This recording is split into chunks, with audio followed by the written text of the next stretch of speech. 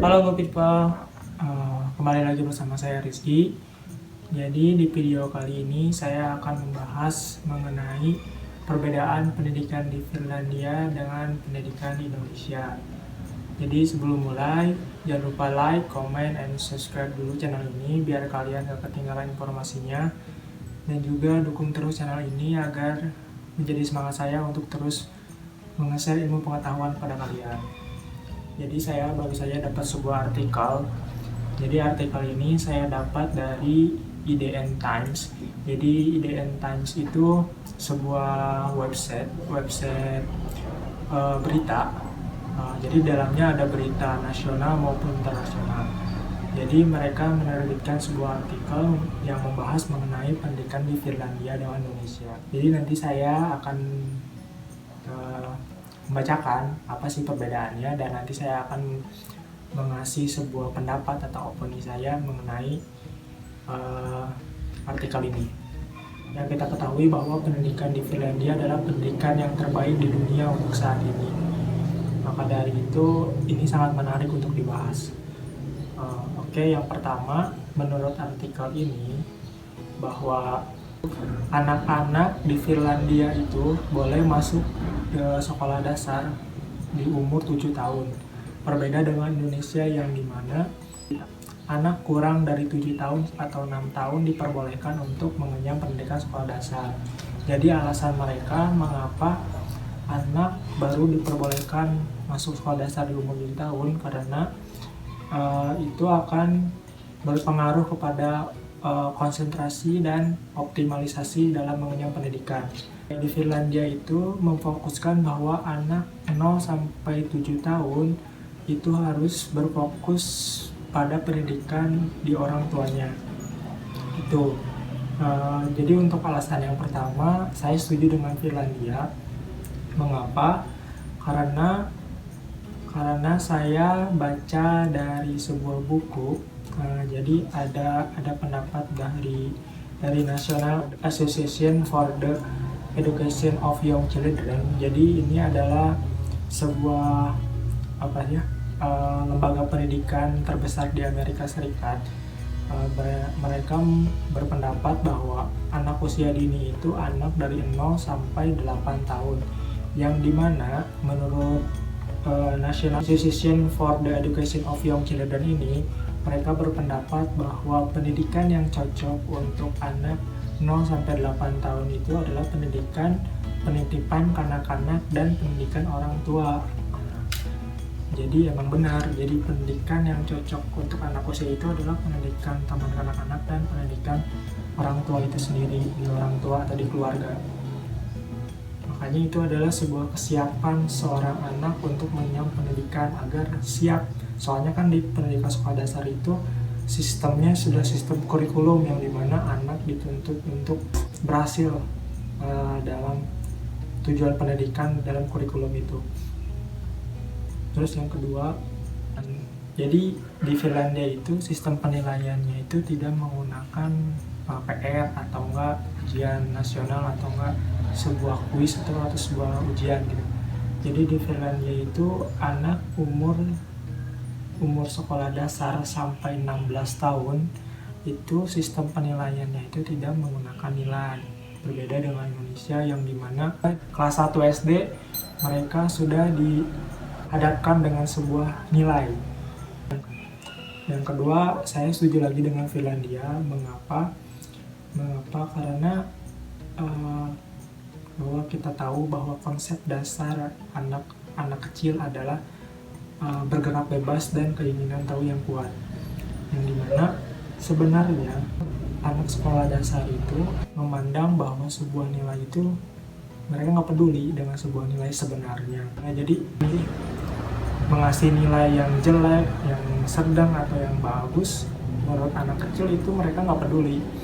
Mengapa? Karena mereka akan menyenangi sesuatu yang mereka suka gitu. Mereka akan melakukan sesuatu hal yang mereka suka. Jadi apabila mereka tidak suka ya udah nggak suka gitu. Nah, berbeda dengan Indonesia yang dimana Indonesia anak sekolah dasar kelas 1 sudah dihadapkan dengan sebuah nilai.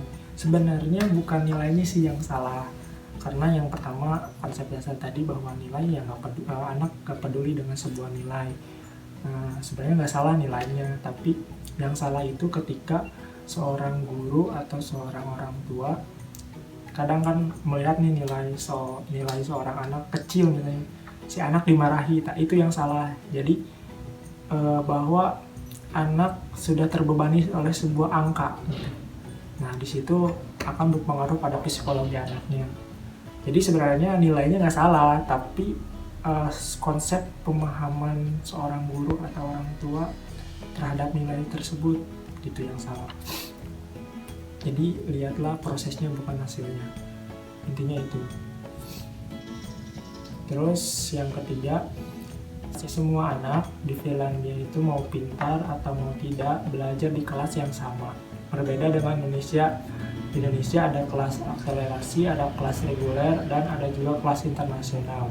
Jadi maksudnya di sini bahwa sebenarnya di Finlandia itu mau anak yang pintar, mau anak yang sedang, atau anak yang kurang dalam proses pembelajaran, mereka ya tetap satu, tetap menjadi sebuah kelompok yang sama rata, tidak ada membanding-bandingkan, tidak ada sekat di antara mereka. Mereka sama, mereka manusia, jadi mereka sama gitu.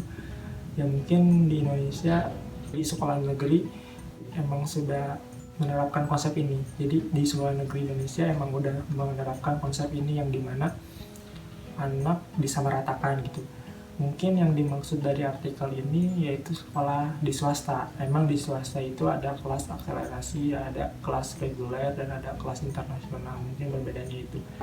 Ini yang keempat, belajarnya sedikit tapi istirahatnya banyak.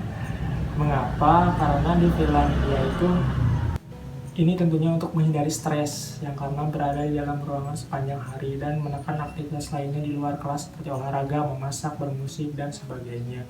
Jadi di Finlandia itu lebih menekankan bahwa anak yang berpotensi, misalnya anak suka bermusik, anak suka bermusik, yaitu anak diarahkan untuk mengembangkan potensinya di dalam bermusik. Terus anak suka memasak, ya anak diberi keleluasaan untuk mengembangkan potensinya dalam memasak. Jadi pendidikan itu sebenarnya bukan hanya di kelas saja, tapi di lingkungan kita itu adalah sebuah pendidikan gitu.